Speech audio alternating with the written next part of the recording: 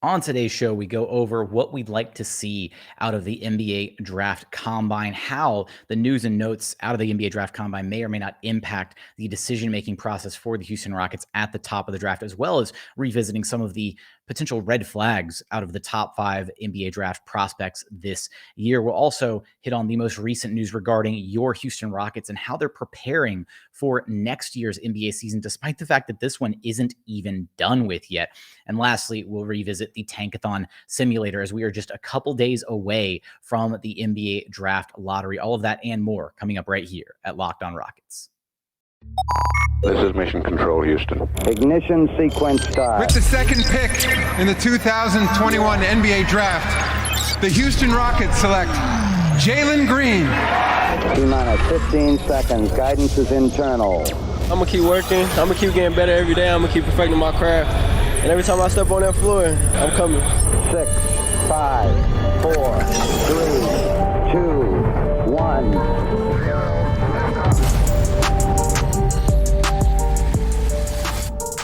What's up, and welcome to another edition of Locked On Rockets, your daily podcast home for everything Houston Rockets basketball. As always, I'm your host, Jackson Gatlin, native Houstonian, also host of Locked On NBA Mondays, host of the State of the Rockets podcast, and the founder of ClutchCityControlRoom.com. Be sure to follow along on Twitter at JT Gatlin. The show, of course, at Locked On Rockets. As always, appreciate you for making Locked On Rockets your first listen each and every day. Now, today's episode is brought to you by Sakara Nutrition. Sakara is a wellness company anchored in food as medicine on a mission to nourish. Go to sakara.com/lockedon20 or enter code LOCKEDON20 for 20% off at checkout.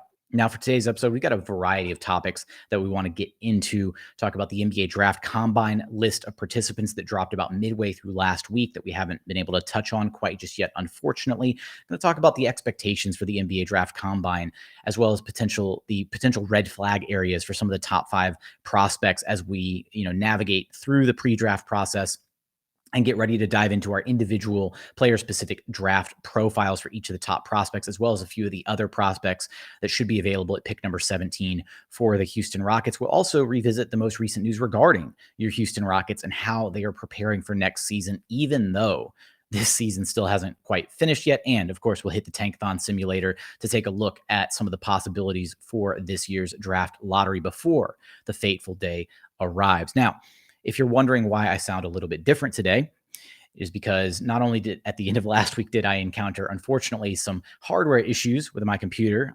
Started blue screening on Thursday. Thankfully, that is all resolved. Had to do a fresh Windows reinstall. It's always kind of fun.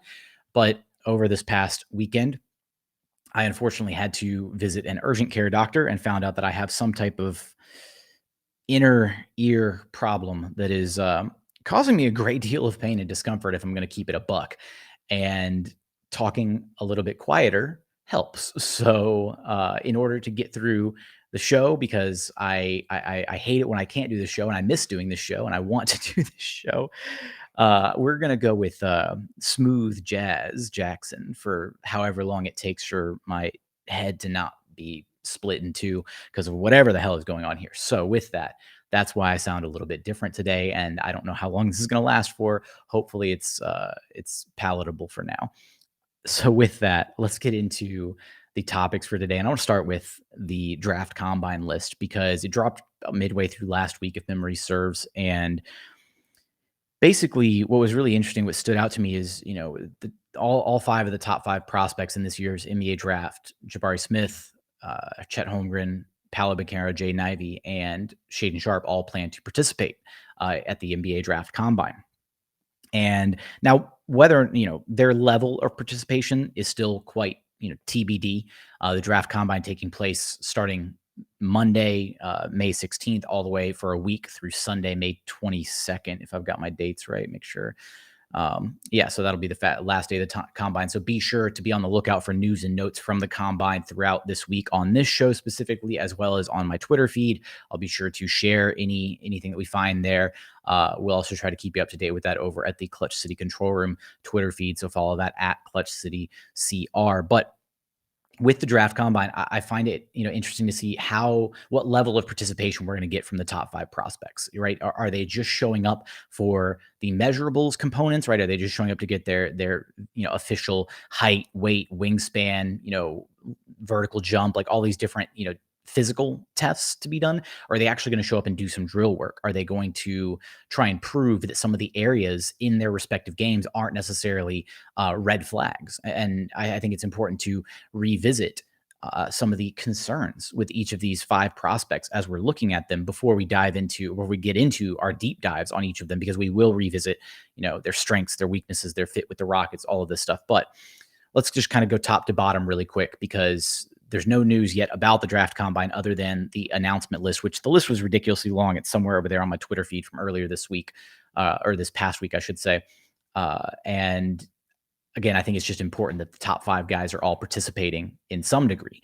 Now, when we look at Jabari and, what are one of the things that we want to potentially see out of the combine, or at least some of the red flags going into the pre-draft process.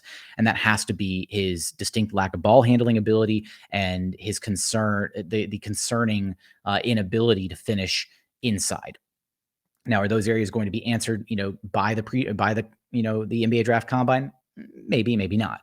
But there could be something that stands out there, either some film or just, how he looks in, pickup scenarios. Like there's different types of things that he may or may not participate in that could answer some of those questions, or at least assuage some of the worries, regarding his skill set. Let's take a look at Chet Holmgren. A couple of the concerns with Chet are, of course, his size. That's the number one thing that people want to point to. That's the number one thing that I, find myself incredibly concerned by, but also the fact that I think that he's a bit more of a long-term play. He's going to take a little bit longer to transition and be, good to go at the NBA level. And that is conditional on whether or not he can fill out a bit more, because there were size concerns with Evan Mobley, and you take those size concerns and you double or even triple them with Chet Holmgren. And then not only that, he is probably the guy with the most bustability out of all the top prospects that the Rockets could potentially be looking at with their top pick in this year's NBA draft. And lastly, defensively, I see he's got an incredible impact on the defensive end, but I do wonder, if he's got enough defensive savvy and enough athleticism and just really like lateral quickness to be able to stick with some smaller players when he gets switched out on the perimeter. Because even a guy like Rudy Gobert, who, look, clown him as much as we want to, right? He's a multi-year DPOY. Even Rudy Gobert has shown an ability to not become, not get picked on, exclusively, when switched on to smaller guys on the perimeter. It happens on occasion, but for the most part, he's athletic enough to stay with guys on the perimeter. And I don't know if I've seen that out of Chet yet, at least not enough of a consistent basis out of him. So a couple of my red flags for Chet Holmgren there. Let's go to Paolo Banchero. And I think the two with Paolo are very glaringly obvious. He's such a dynamic and talented offensive player, but the range is not there yet. And the outside shot is not consistent yet whatsoever. And then very big question marks about how he's going to translate defensively at the NBA level, whether or not he'll be barbecue chicken on that end, or if he can get to some level of passability to where he's not, going to be a net negative for his team on that end. Let's go to Jaden Ivey next. I do think there are some question marks about Jaden Ivey's defense at the next level. And then offensively, he's not exactly like a traditional floor general type point guard. If anything, he's another kind of distinct dynamic combo guard, which the Rockets already have a bunch of. They've got Kevin Porter Jr., who's not a traditional point guard. They've got Jalen Green, who has shown some playmaking chops, but at the same time is, kind of a dynamic guard who can do a little bit of everything. All right. They've got Josh Christopher, who's kind of that tweener role as well. So do the Rockets really want to add another player like that into the mix if they were to fall down to 4 or 5 and if Jaden Ivey was on the board? So some question marks there with Jaden Ivey, as well as the fact that he didn't have the greatest tournament performance. And I'm not going to get into a million of the reasons there, and then Shaedon Sharpe, I think for him, it's almost like a distinct lack of just not of the unknown with Shaedon Sharpe. The fact that there's not any recent tape on him, footage. You have to dig all the way back into his high school days. How much has his game evolved and adapted since then? And with that, that's why the combine could actually do wonders for him if he goes out and actually participates to some degree, to where there's, more recent tape and footage on him, even if it's just scrimmages, even if it's just drills, something for people to actually look at and kind of evaluate moving forward with Shaden Sharp. So I think the red flag with him is almost a red flag of the unknown. Like, yes, the potential is there. Yes, there's, footage from not too long ago. It's like, we're not talking about like, multiple years back, but at the same time, these are the formative years for a lot of these players. And so his game could have very easily, changed quite a bit dramatically from, where he was at the end of his high school days to the year that he's basically taken off as of late. So I think there's some question marks around him, and I think that's well deserving of a bit of a red flag, if we're being completely honest. So it'll be really interesting to see what happens with the NBA Draft Combine, what level of participation we see out of these 5 guys, as well as all the other various names that are going to be included in this year's NBA Draft Combine. So keep on the lookout for news and notes from that throughout this week, throughout these shows, as well as just on my Twitter feed, social media, all that. If I see anything worth sharing, of course, it'll hit my timeline. You can be absolutely certain of that. But with that, coming up, I do want to talk about the Houston Rockets and how they are preparing for next season, even though this season isn't even over yet. And we're going to get there after a quick message from our friends over at Sakara, because with Sakara is a wellness company that is rooted in basically giving you delicious, plant-rich, transformational nutrition that builds a foundation for healthy living and giving you your absolute best body. Feeling your best starts with what you eat, and Sakara can help you with that. They're a wellness company that's anchored in food as medicine, on a mission to nourish your body through the power of plants. Sakara gives you the tools that you need to transform your life with their organic, ready-to-eat meal delivery program and functional wellness essentials. Their nutritionally designed, chef-crafted breakfasts, lunches, and dinners are made with powerful plant-rich ingredients, helping boost your overall energy, support your digestion, curb your sugar cravings, and get your skin glowing. Plus, it's all delivered right to your doorstep, ready to eat. Right now, Sakara is offering our listeners 20% off their very first order when they go to sakara.com/lockedon20 or enter code lockedon20 at checkout. That's Sakara, SAKARA.com/lockedon20 to get 20% off your very first order. Sakara.com/lockedon20. And continuing on here at Locked On Rockets, your daily podcast home for everything Houston Rockets basketball. As always, appreciate you for making Locked On Rockets your first listen each and every day. For your second listen, make sure you go check out the Locked On NBA Big Board podcast. Host Rafael Barlow from NBA Draft Junkies and the author of the NBA Big Board newsletter is joined by Richard Stamen, Sam Ferris, and Leif Thulin, giving fans an in-depth look into the NBA Draft, mock draft, player rankings, and of course, big boards. It's free and available wherever you get your podcasts, wherever you listen to this podcast, as we continue our smooth jazz Jackson talk. I can't get over how I sound right now. It's really bothering me, but I digress.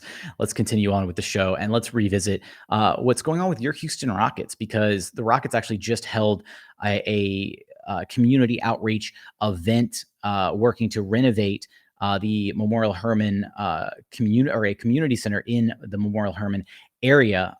So it's basically, they call it the Moody Project, refurbishing a new reading and learning center, brand new basketball courts. Like, the Rockets do a ton of, community service events and all this kind of stuff to really, reach out to the community and better the Houston community, as they should, right? This is, a multi-billion-dollar organization, and it's really good to see athletes like that from, both from the Rockets, from the Astros, from the Texans, whoever, going out and, taking part in the community. And I do genuinely feel like the Rockets actually do a pretty good job of that when it comes to the big three here in Houston, I should say, as far as just, general community outreach and that kind of thing. And the players seem to really enjoy it, actually. Like, when they go out and they get a chance to, like, kind of interact with people in the community, do some of this work, they're always, I've never gone to one of these where I've seen, a player kind of begrudgingly being there or anything. They're constantly engaged with the fans, engaged with the people that they're helping.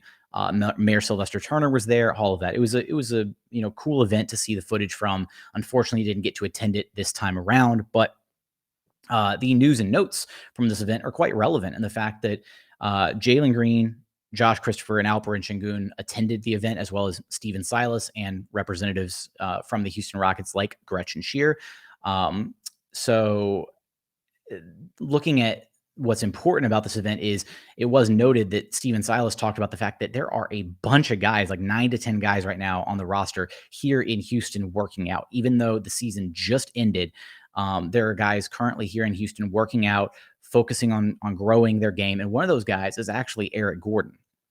And this is, important for a variety of reasons. One, it's crazy to think that the Houston Rockets, having just ended the season with the worst record, in back-to-back years, they've already got this core of young guys back under one roof, working together, working out, trying to become better, working towards their goal of not being one of the worst teams in the NBA next season. This is a group of guys that wants to win. Jalen Green was interviewed and basically talked about the fact that he sees, the playoffs going on right now, and it sucks to be sitting at home when playoff basketball is happening. And it genuinely would not shock me to see this Rockets team take a jump this next season, right? I don't think as much as, right, there's some Rockets fans that potentially want this Rockets team to just intentionally tank next season and be the worst team for a third year in a row to maximize their odds at Victor Wembanyama. There we go. I'm probably butchering the name. I need to practice saying it. I worked on this year's draft pronunciations. I don't want to butcher Wemby's name, but we're going to go with Wemby. So, there are a lot of fans that want to see the Rockets tank for him because he's potentially going to be, the most highly touted generational prospect since, like LeBron James. That said, nobody on this Rockets roster wants to keep losing. Nobody wanted to lose as much as they did this season on this Rockets roster. And it just kind of happened that way because they just weren't frankly good enough for stretches of the season to win games because they were ironing out so many kinks, had so many young guys. Like the defense was atrocious, like all these different things, right? The way you hear Jalen Green talk and the intensity with which he wants to actually go out there and start winning games and really fighting for relevancy, the Rockets can afford to be a bad team next season as far as their timeline is concerned, but they don't have to be a bad team next season, right? And I think the way that you should view this lens is if the Rockets are good enough next season with the additional draft picks that they pick up this year, any offseason moves that they may or may not make, any transactions to remove guys from the roster, add guys to the roster, whatever, if they are good enough to be vying for a play-in spot next season after picking up a top draft pick in Jalen Green, another top 5 pick this season, the amazing draft finds in Alperen Sengun, Josh Christopher, Usman Garuba, whoever they take with 17 this year, any other transactions they may or may not make in and around the NBA draft, if they are good enough to get a play-in spot next season based on with all of that talent, and essentially a group of primarily sophomores and rookies, then you're absolutely, should be excited about the future of the team. I think that had they made the jump this year, it may have been a little bit, a little bit early because you have a very linear window for being relevant in the NBA or being able to rebuild properly in the NBA. And if you bottom out one year and then you're suddenly incredibly good the very next year, then you close off that window of being bad to add top prospects to your already young draft pool. And a big part of why that matters is you can add talent in free agency, you can add talent via trades.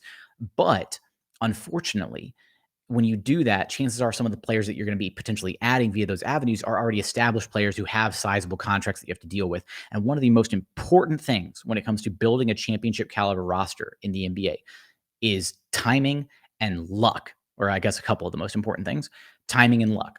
And a big part of that is if you can grow and cultivate a team from the ground up using draft picks, like homegrown talent, right? Then suddenly those are guys that are going to be on team-friendly deals for up to 4 years after you draft them.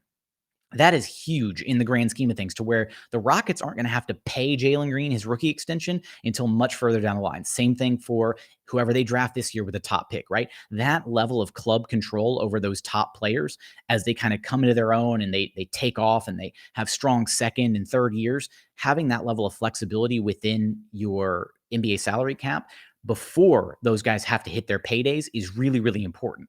So the Rockets have navigated this rebuild beautifully so far, but I don't think next season is a death sentence if they don't lose out and get another top pick. They don't have to do that.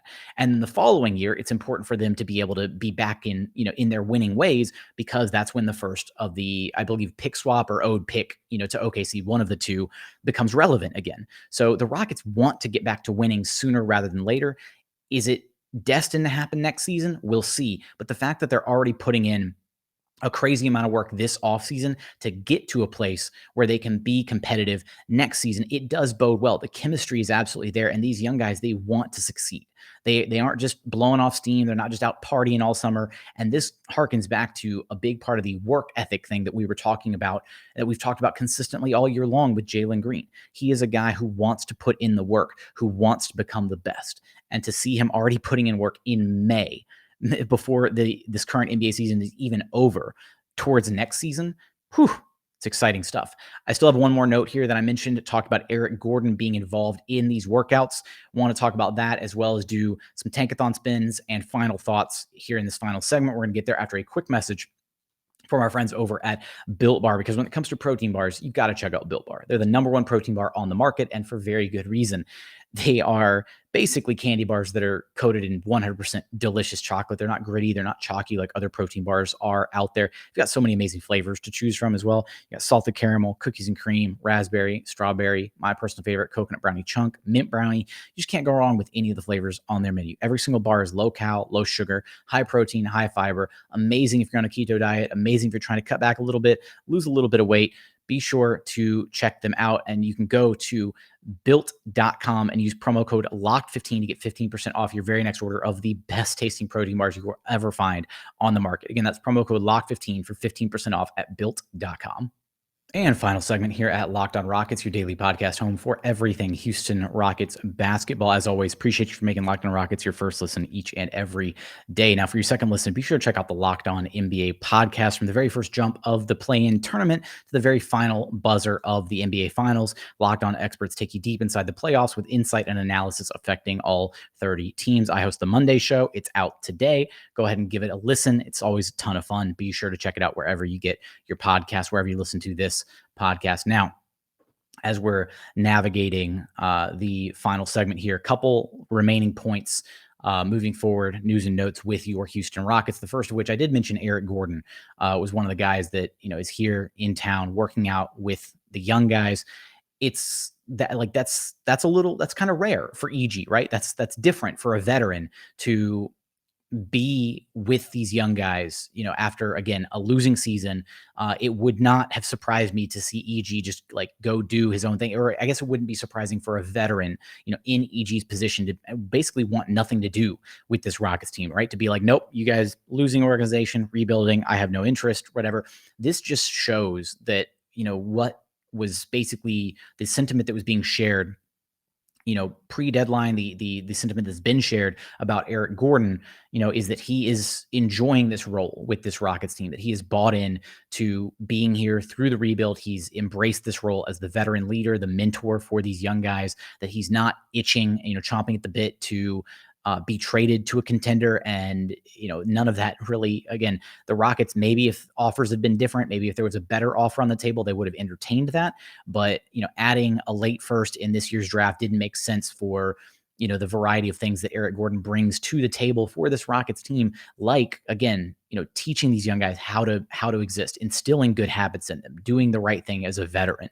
And so this is just another kind of notch in the belt of seeing, how EG is beneficial to this Houston Rockets team past just his on the court production. And so hearing that he's, one of the guys in Houston currently working out, getting reps under his belt with the other guys, again, harboring that team chemistry, it's incredibly important. And it just goes to show how worth it is keeping EG around these young guys and how beneficial he truly can be. But last note here with the Rockets' current roster is, per Jonathan Fagan, there are a handful of Rockets from this current Rockets team that are planning to participate in this year's NBA Summer League, and those names are Alperen Sengun, Usman Garuba, Josh Christopher, and Daishen Nix. So all four of those guys plan to participate in Summer League this year for the Houston Rockets. You could probably expect those guys, as well as any draft picks that the Houston Rockets make, to be in attendance in this year's Summer League. It's always curious to me to see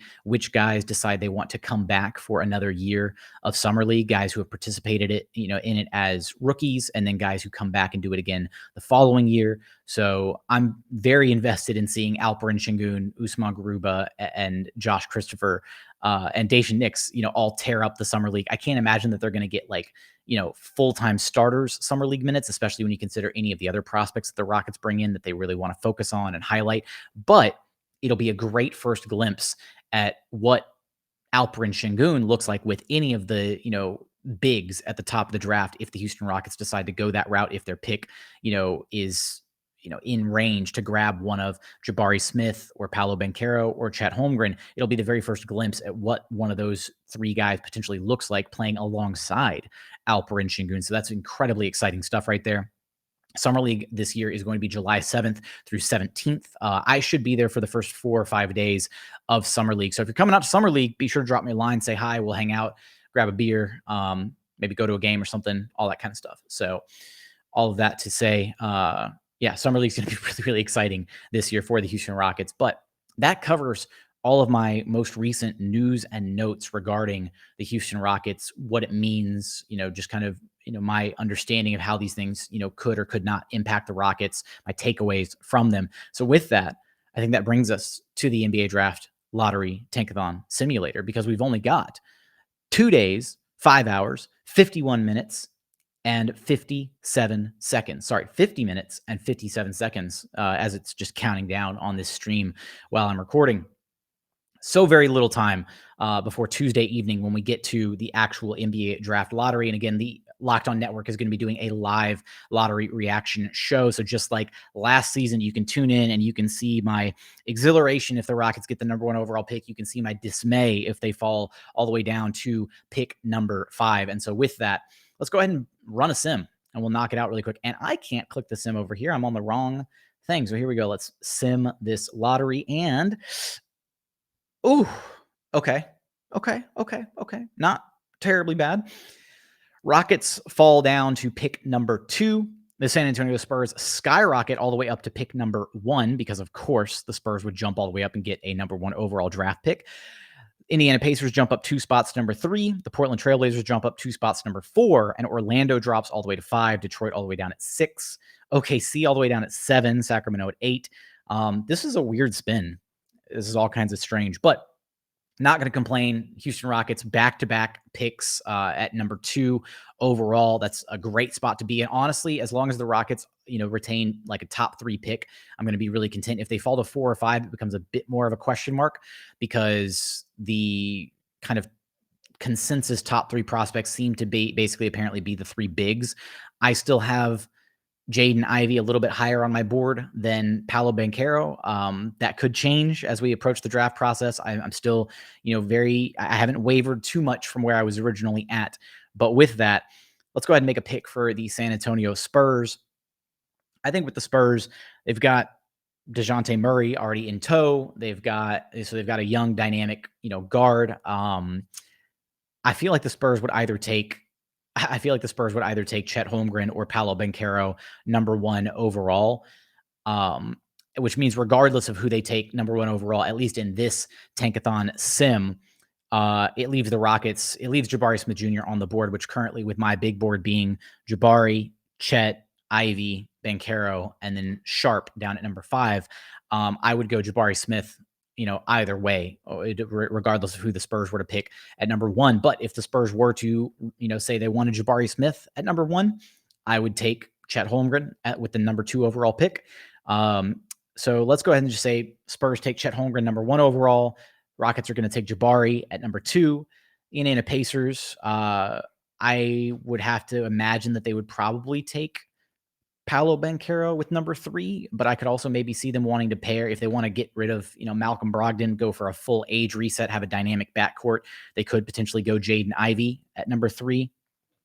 Portland just takes whoever's there out of, Jaden Ivey and Shaedon Sharp, whoever's there at number 4. Or again, if Paolo Banchero falls all the way to number 4, then I feel like they'd be salivating if Paolo fell out of the top 3. And then the Orlando Magic just get left with another guard to add to their already stacked guard rotation. If the Magic fall out of the top 3 and can't walk away with one of the 3 bigs from this year's NBA draft, that's going to be really, really tough for them to have to add another guard into what they're trying to do down in Orlando. They need Chet or Banchero in like the absolute worst of ways. So for Orlando, this is like a complete disaster class as far as the Tankathon spin is concerned. But with that, that's going to be not our final Tankathon spin, because we've got one more episode. Tuesday's episode is going to be heavily focused on Tankathon spins, lottery scenarios, different ways that the Rockets could potentially trade up or down in the lottery, how different scenarios impact them, what drafting certain guys means, all this stuff. And leading into kind of the NBA draft lottery itself, sort of an NBA draft lottery preview, if you will. We'll also revisit some of the past lottery selections that the Houston Rockets have had, all of that in Tuesday's episode. But that's going to do it for today's show. If you haven't done so yet, please consider subscribing wherever you listen to your podcasts. That's Apple, Spotify, Google, the brand new Odyssey app, free and available on all platforms. Also, be sure to check us out on YouTube. Go to YouTube, search Locked On Rockets, like, comment, subscribe, all of that stuff. Who do you have on your Rockets big board right now? Give me your top 5 in order of who you would take, because we're getting ready to hit the lottery scenario, or the lottery announcement date. There we go. I can't get my words right. And we're about to run out of these lottery scenarios. So let me know who's on your Rockets big board, who you have where, who do you want the Rockets to take if they get the number 1 overall pick. We'll have more information regarding that, of course, once the lottery comes out, and what the future may or may not hold for the Houston Rockets as it concerns some of these top prospects. But let me know in the YouTube comments. I do read each and every one of those every single day. But as always, thank you so much for watching. Thank you so much for listening. We look forward to having you back right here at Locked On Rockets, your daily podcast home for everything Houston Rockets basketball.